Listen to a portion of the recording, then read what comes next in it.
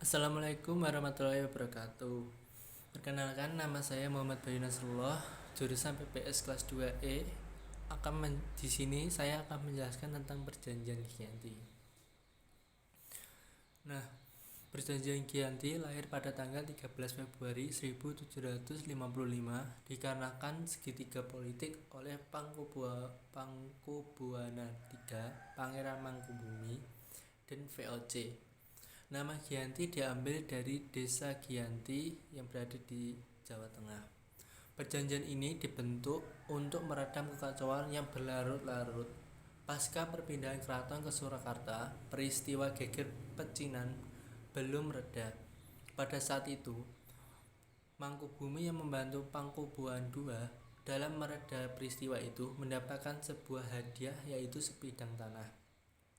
Namun, salah satu pangeran iri terhadap hal itu dan melaporkan hal itu ke Jenderal Baron van Imhoff. Dengan pelaporan hal tersebut membuat tanah tersebut tidak dimiliki oleh Mangkubumi.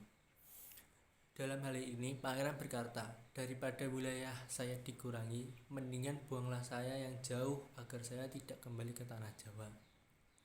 Sejak itulah perang Mangkubumi pun pecah.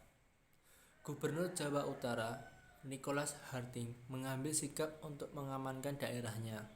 Dia pun melakukan perundingan secara diam-diam oleh Pangeran Mangkubumi. Setelah beberapa kali berunding dengan pangeran, akhirnya disepakati dikarenakan pangeran ingin menjadi penguasa tanah Jawa pada saat itu. Pada tanggal 23 September 1754, perjanjian itu pun terlaksanakan dan perjanjian itu diserahkan ke Pangkubuan III. Hal inilah yang membuat Mangkubumi naik tahta dan mendapatkan gelar Sri Sultan Hamengkubuwono ke-1. Sejak saat itulah awal mula terbelahnya tanah Jawa. Dalam hal ini, pembagian wilayah pun disengaja diacak yang bertujuan untuk menimbulkan konflik di antara dua kerajaan. Setelah perjanjian tersebut, Pangeran Mas Said atau Pangeran Sambernyawa terus melakukan pemberontakan. Selayaknya Mangkubumi, Pangeran Sambernyawa menuntut akan wilayahnya. Dalam gerakannya pada Oktober 1755, Pangeran Sambernyawa berhasil mengalahkan serdadu pasukan VOC. Setelah itu, pada Februari 1756, Pangeran Sambernyawa hampir saja membakar keraton yang baru saja didirikan di Yogyakarta.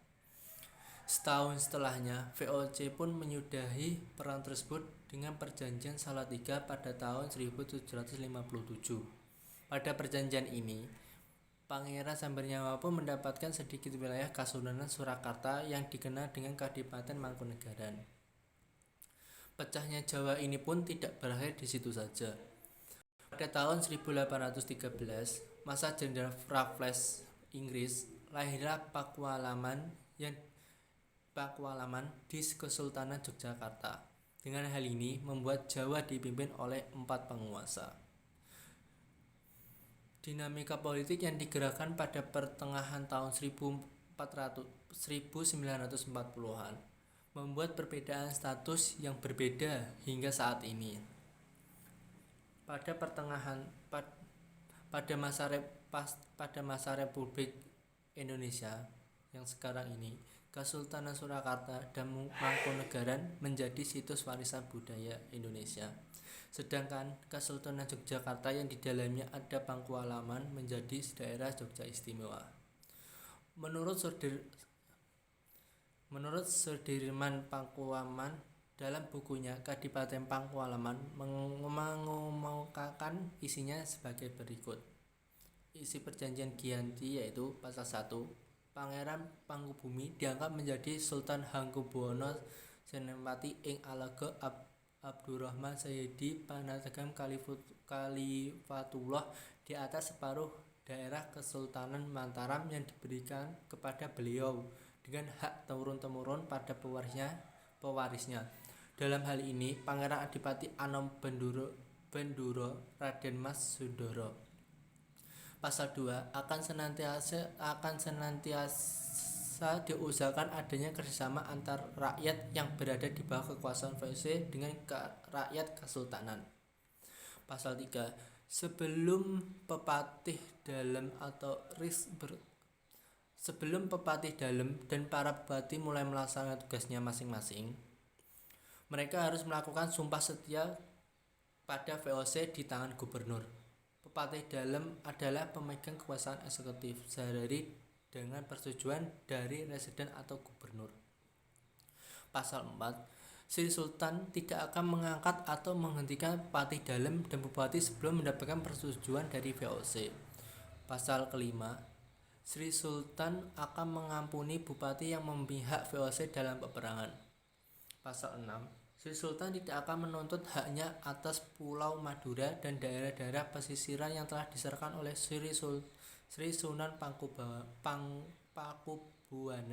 II kepada VOC dalam kontraknya tanggal 18 Mei 1746.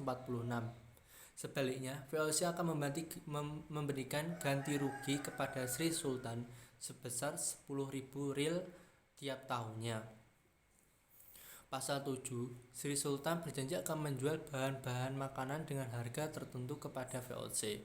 Pasal 9. Sultan berjanji akan menanti segala macam perjanjian yang pernah diadakan antar penguasa Mataram terdahulu dengan VOC, khususnya perjanjian-perjanjian yang dilakukan pada tahun 1705, 1733, 1743, 1746, dan 1749. Dan penutup perjanjian ini ditandatangani oleh N. Harting, W. van Osberg, J.J. Steenmulder, C. Donggel, dan W. Volkers dari pihak VOC. Sekian dari saya. Bila ada kesalahan saya mohon maaf. Wassalamualaikum warahmatullahi wabarakatuh.